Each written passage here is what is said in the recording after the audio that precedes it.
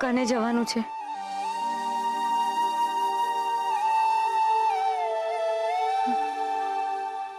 Mohan cafe.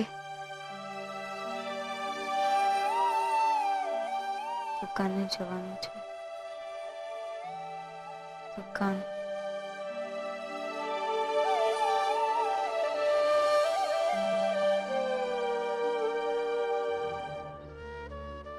પપ્પા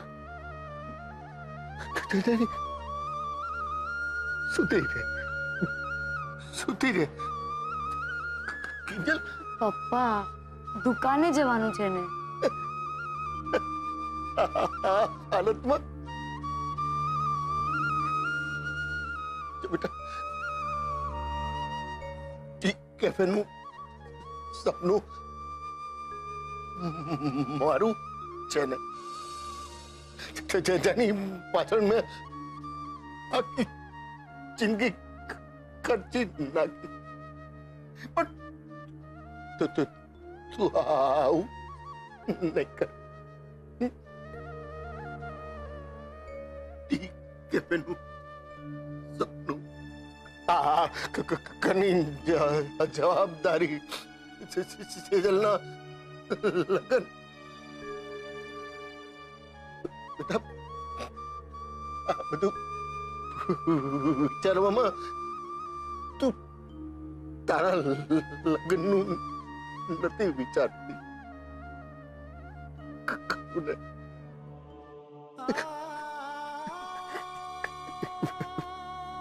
બેટા હું તારો બાપ તને પૂછે છે, બેટા ઉત્કર્ષ તને ગમે છે? નહીં, હું શું વિચારીશ આ બધાની સામે હા કેવાય કે નહીં વિચારતી બેટા. નહીં પપ્પા, નહીં. મારા માટે પહેલા તમે, આપણું કેફે, પછી બીજું બધું, પછી બીજા બધા.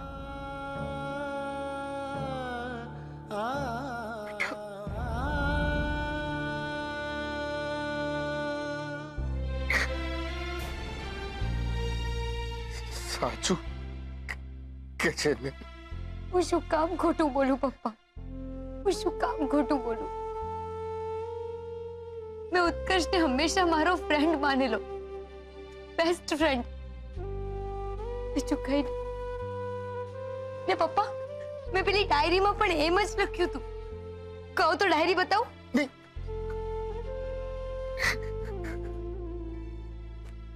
વિશ્વાસ છે બેટા. તો પપ્પા એ પણ વિશ્વાસ રાખજો કે હું ક્યારેય તમારી મરજી વગર કે આશીર્વાદ વગર લગ્ન નહીં કરું. ક્યારેય જાતે જાતે નહીં કરું, ક્યારેય નહીં કરું.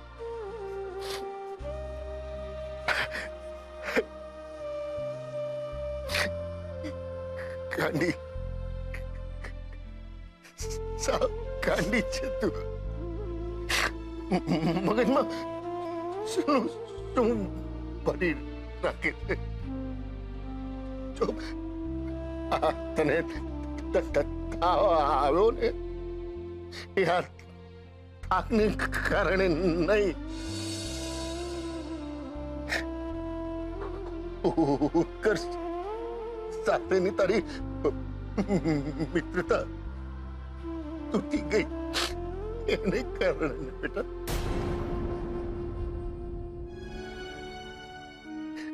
જો બેટા મનમાં એવું કઈ નહીં લાવવાનું, સમજી?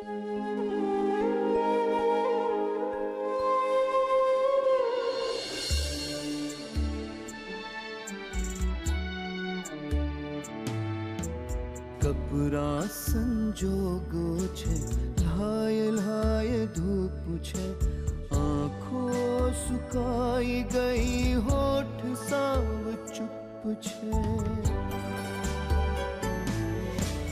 દીકરી જ્યાં હોય ફળિયામાં મોજ, પણ દીકરીના માથા પર,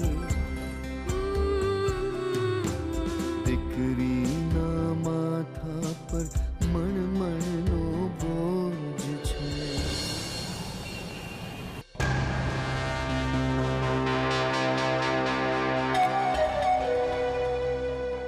એ આ શું છે? 6,000 નું બિલ. ઓલી 5 સ્ટાર હોટલ માંથી જે ચા મંગાવી હતી ને એનું છે. એ તને ચૂનો લગાવવા હું જ મળ્યો કે? એ 5,000 નું બિલ હતું, સમજી? તે 5,000 નું ઓરિજિનલ બિલ તારી બેનના ઓલા રાંઝાના હાથે લાગી ગયું હતું. ભૂલી ગયો ડફોડ? આ ડુપ્લિકેટ કઢાયું છે 1000 એક્સ્ટ્રા આપીને. મેં ચૂકવ્યા છે. ચાલ રોકડા કાઢ. પૈસા પૈસા પૈસા, બધા પૈસા જ માંગે છે. ત્યાં બાબુ મારા ઘરે આવીને નાટક કરી ગયો ને તું પૈસા દે પૈસા દે, ને ત્યાં મારો બાપો 1,500 આપ, 15,000 આપ. અરે આટલા બધા પૈસા લાવું ક્યાંથી? બેંક લૂંટું તો કઈ થાય? આ સારી વાત કરી તે. હા, પણ પિસ્તોલ સાચી લઈને જજે, દિવાળી વાળી નહીં. હસી લે, હા તું પણ હસી લે. તને શું ફરક પડે છે? વાટ તો મારી લાગી ગઈ છે. પેલી કિંજલે શું ડેરિંગ કરીને બતાવ્યું છે? બધાની સામે ઓલો ઉત્કર્ષને લાફો મારી દીધો. બોલ શું શું કહ્યું? હીરે ના રાંઝાને લાફો મારી દીધો? હા, ઓલો રાંઝા લવ લેટર લઈને આવેલો અને લેટર બાના હાથમાં આવી ગયો ને બા થોડી પછી છોડે. હા, આખરે છે તો એ લાઉડ સ્પીકર જ ને. બરાડ્યો છે મોટેથી. પણ પછી શું થયું? ઈલું ઈલું કન્ફર્મ થયું કે નહીં? ક્યાંથી? બાને એમ કિંજલ ગમે એટલા બહાના કરીને છે ને આ કાગળ ખોટો છે એમ સાબિત કરી દેશે અને બચાવી લેશે એના રાંઝાને. પણ ના, ઓલી કિંજલે તો બધાની સામે લાફો મારી દીધો ને કહી દીધું ગેટ આઉટ. શું વાત કરે છે? હિંમત છે હા બસ છોકરીમાં. અરે એની હિંમતને કારણે તો મારી વાટ લાગી છે યાર. ખુશ્બુ, ઓલી કિંજલ નામની બલાનું તું કઈક કર, કઈક કર ખુશ્બુ, કઈક કર. હવે આનું શું કરવું મને કઈ સમજાતું નથી. એ ભાઈ ઉત્કર્ષ, ચાલ ચાલ ઉભો થા, આપણે જવાના. ક્યાં શું? આખી જિંદગી આ રૂમમાં ભરાઈ રહેવાનો વિચાર છે તારો? નહીં ને? ચાલ સેજલે મળવા જવાના. અરે ત્યાં કંઈક ને કંઈક પ્લાન કરી લઈશું કે તારી અને કિંજલની વચ્ચે પેચઅપ કેવી રીતે કરું. ચાલ ઉભો થા. અરે કર્ષ, મારી વાત તો સાંભળ ભાઈ. મને ખબર છે કે તારી અંદરનો મેલ ઈગો હર્ટ થયો છે ને ઉપરથી પપ્પાએ બળતામાં ઘી ઉમેર્યું છે એની હેસિયત ને તારી લાયકાત કહીને. પણ એક વાત યાદ રાખજે, મારા પપ્પા એમની લાઈફમાં પ્રેમને ક્યારેય પણ સપોર્ટ નહીં કરે. એમને જો સૌથી વધારે વાલું હોય ને તો એ છે એમનો બિઝનેસનો પ્રોફિટ અને એમનું સ્ટેટસ. એટલે કહું છું કે એમની વાત હંમેશા આ કાનથી સાંભળીને આ કાનથી કાઢી જ નાખજે, સમજો? ચાલ હવે ઉભો થા. ઉત્કર્ષ, હવે તો હાથ કરે છે યાર તું.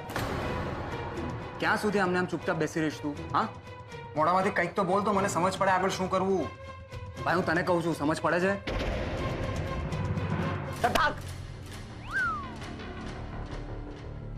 તે શું કર્યું કિંજલ?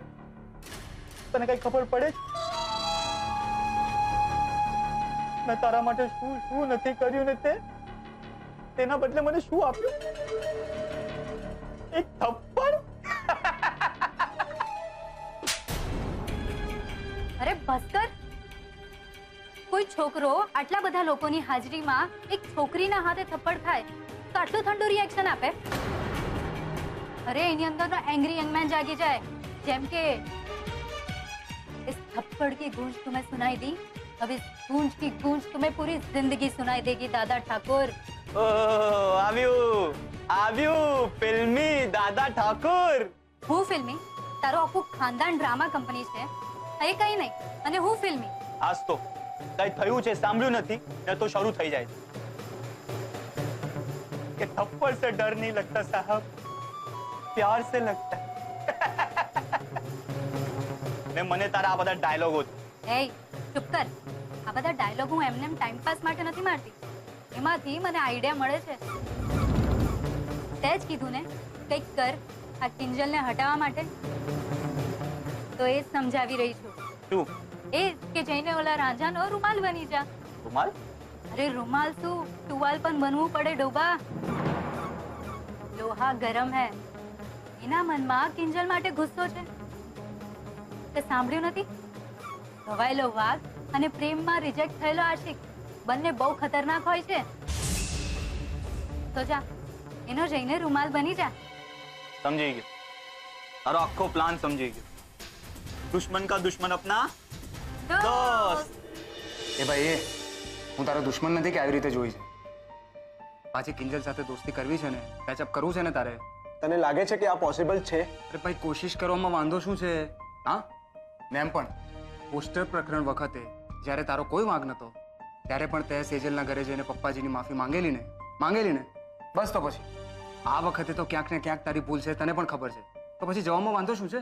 વાંધો એ છે કે જો હું મોહન અંકલની અને કિંજલની માફી માંગુ ને તો કિંજલને પણ મારી માફી માંગવી પડશે, કારણ કે એને મને જાહેરમાં લાફો માર્યો છે. એ ના, આ નહીં થાય બોસ. ને ઉત્કર્ષ, હું તને એલર્ટ કરું છું કે પપ્પાની વાતમાં તણાઈ જવાની જરૂર નથી. હું માસુમ અંકલની વાતમાં આવીને આ બધું નથી બોલી રહ્યો રૂપેશ.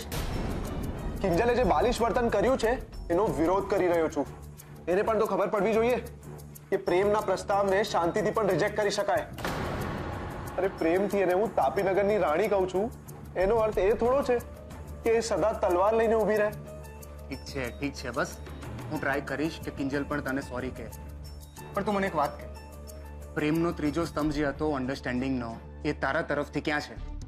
હા, સામેવાળી વ્યક્તિનો વિશ્વાસ. કોઈ ગમે તેટલી કોશિશ કરે તમારી વચ્ચે મિસઅન્ડરસ્ટેન્ડિંગ ઊભી કરવાનો, પણ તમારો વિશ્વાસ અડગ રહેવો જોઈએ. તો પછી માફી માંગવાની જરૂર શું છે?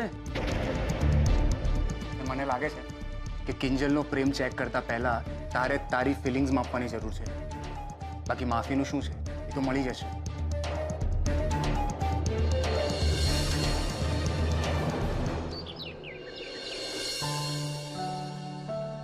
મીરાબેન, આ દવાઓ આપતા રહેજો રોજ દિવસમાં 3 વાર. હવે મને નથી લાગતું કે એમને તાવ ચડશે, છતાં પણ તાવ આવે તો પાણીવાળા ભીના પોતા તો તમને ખબર જ છે. અને મેં જે દવા લખીને આપી છે તે દવા ભેળવી દેજો. ને કિંજલ, જો તારે 2 દિવસ સરખો આરામ કરવાનો છે તો જ તું 3જા દિવસે દુકાને જઈ શકીશ. એટલે જો તારે દુકાને જવું હોય તો 2 દિવસ કમ્પ્લીટ આરામ. ઓકે? ઓકે.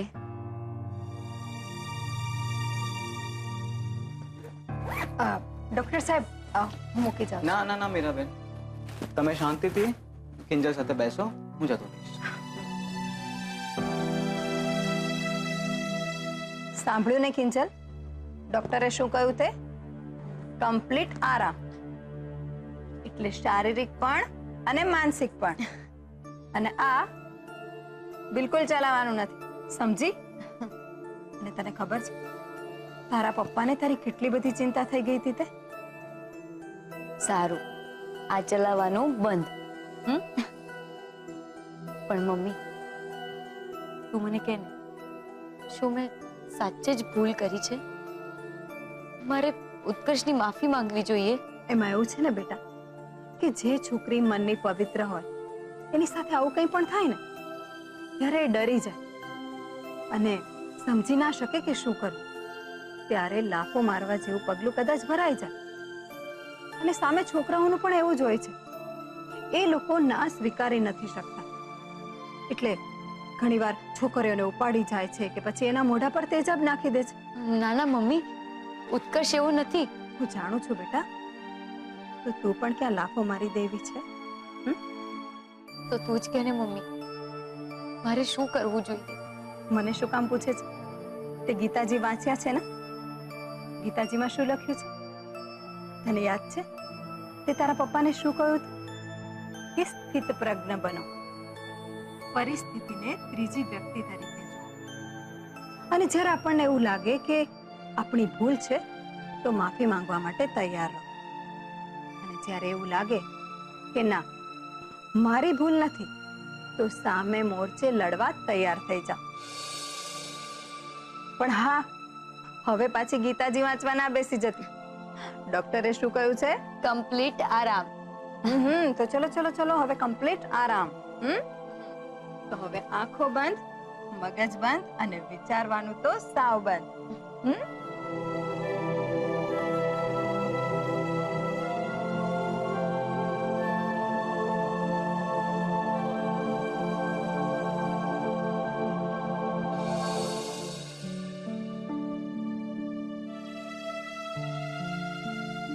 મીરા ભાભી અંદર આવો કે?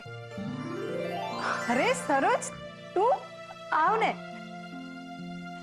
આવ આવ, તારે કઈ પૂછવાનું હોય આવ ને, બેસ. ભાભી, કિંજલને હવે કેમ છે? બજારેથી આવતી હતી ત્યારે દુકાને કિંજલને ના જોઈ. ગુલાબને પૂછ્યું તો એણે કહ્યું એને તાવ આવે છે. તાવ તો બસ કહેવાનું છે, બાકી આ બધું વિશ્વાસઘાત થયાનું દુઃખ છે. હું સમજી શકું છું ભાભી, જ્યારે આપણે કોઈને પોતાના માન્યા હોય અને એ જ આપણી સાથે દગો કરે, જુઠ્ઠું બોલે, ત્યારે દુઃખ તો થાય જ. અને એટલે જ ભાભી હું તમને કહેવા આવી છું, ચેત તો નર સદા સુખી. એટલે તું શું કહેવા માંગે છે? હું કઈ સમજી નહીં. ભાભી, હું તમને સમજાવું એ પહેલા મને એ કહો કે બા ક્યાં છે? બા, એ તો આપણા પેલા રવજીભાઈની બેન મૃદુલા છે ને, એની દીકરીનું નક્કી થયું છે તો એમના ઘરે ગયા છે. પણ કેમ? કેમ છું ભાભી? નાટક, ભવાડો ને હોબાળા, આ 3 શબ્દો તો બાના ગમતા છે ને, એટલે તમે સમજી જાઓ ને બધું. અને એનું સેમ્પલ તમે જોઈ લીધું ને જયા પાર્વતીના ઉજવણામાં. ભાભી, બા પર ભરોસો કરવા જેવું નથી. અને એમનો અહીંયા તમારા ઘરે આવીને રહેવાનો આશય પણ કંઈક જુદો જ છે. શું? અરે વાહ,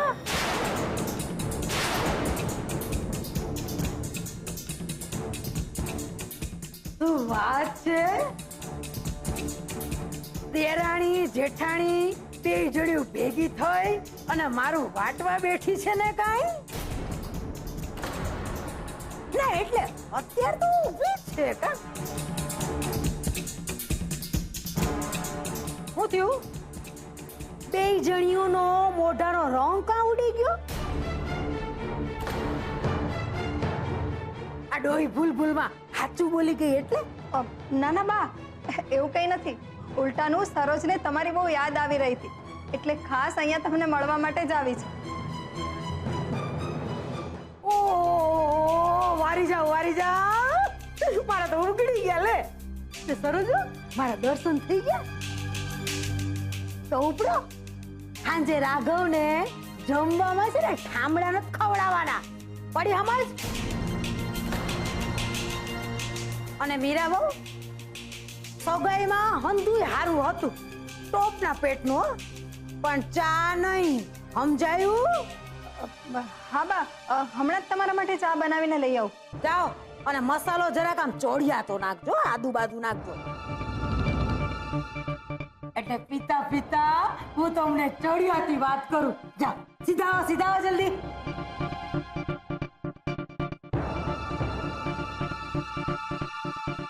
અને તું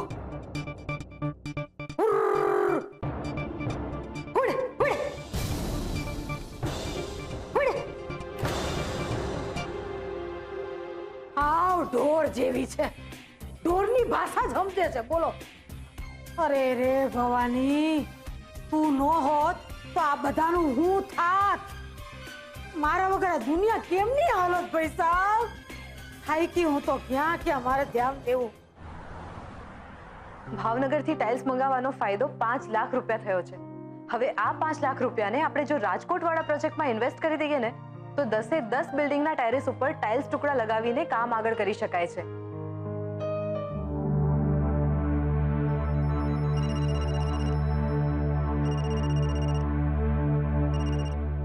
હા રૂપેશ, બોલ. હા સેજલ, એક કામ કર, બને એમ જલ્દી મને મળ. મળ એટલે? રૂપેશ, મારા ઓફિસમાં બહુ કામ છે. અરે હું મારા માટે નથી કહી રહ્યો, તું વધુ લપ નહીં કર. વાત અર્જન્ટ છે એટલા માટે કહું છું. રૂપેશ, તું એક કામ કર ને, તું અહીં ઓફિસમાં આવી જા ને, એટલે અહીં બેસીને આપણે બધી વાત કરી લઈશું. હું તને એડ્રેસ મેસેજ કરું છું, આવી જજે તારી રીતે. હાલો હાલો, આ રૂપેશ પણ છે ને હદ કરે છે. જો એને ઓફિસ આવવાની વાત કરું ને એટલે એ એવી રીતે રિએક્ટ કરે ને કે જાણે એને જેલ આવવા માટે આમંત્રણ આપતી હોય. એક મિનિટ ક્યાંક રૂપેશ ઉત્કર્ષ અને કિંજલ વિશે તો કંઈક વાત નહીં કરવા માંગતો હોય ને?